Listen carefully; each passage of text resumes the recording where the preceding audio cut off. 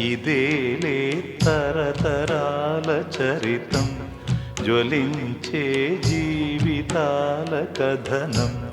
పగేమో ప్రాణమయ్యేనా, ప్రేమలే దూరమయ్యేనా, నిరాశే నింగికెగసేనా, ఆశలే రాలిపోయేనా.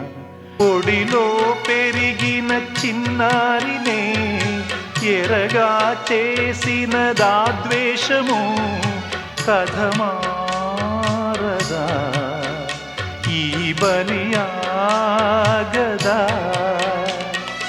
మనిషి పశువుగా మారితే అభము శుభము ఎరుగని వలపులు ఓడిపోయేనా. ఇదేలే తరతరాల చరిత్ర.